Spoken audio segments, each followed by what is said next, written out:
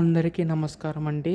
తెలంగాణ రాష్ట్ర వ్యాప్తంగా ఉన్న పెన్షన్దారులందరికీ కూడా రాష్ట్ర ప్రభుత్వం శుభవార్త అయితే చెప్పిందనమాట. మనకి ఈ యొక్క పెన్షన్ సంబంధించి నిధులు కేటాయించడంపై అయితే రాష్ట్ర ప్రభుత్వం ఒక గొప్ప శుభవార్త అయితే చెప్పిందండి.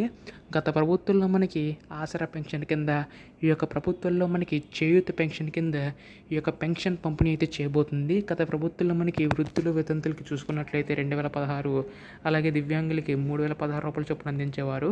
అయితే ఈ యొక్క ప్రభుత్వం దాన్ని కాస్త చేయూత పెన్షన్ కింద మార్చి వృద్ధులు వితంతులకి 4016, దివ్యాంగులకి 6016 రూపాయల చొప్పున అయితే అందించబోతుంది. అయితే దీనికి సంబంధించి కాను చాలామందికి అయితే సందేశం అయితే ఉందండి. అసలు ఈ నిధులు అనేవి ఎప్పుడు రిలీజ్ చేస్తారు అని చెప్పి చాలామంది అడుగుతున్నారు. ఈ వీడియోలో మొత్తంగా తెలుసుకుందాం.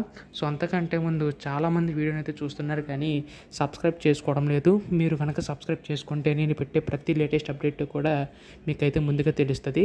ఇంకా ఆలస్యం చేయకుండా వీడియోలోకి అయితే వెళ్ళిపోదాం. సో మనకి ఇక్కడ రాష్ట్ర వ్యాప్తంగా ఉన్న పెన్షన్దారులకు అయితే రాష్ట్ర ప్రభుత్వం శుభవార్త అయితే చెప్పిందనమాట. మనకి ఈ యొక్క చేయూత పెన్షన్ సంబంధించి నిధులు విడుదల చేయడానికి రాష్ట్ర ప్రభుత్వం కసరత్తు అయితే చేస్తుందండి.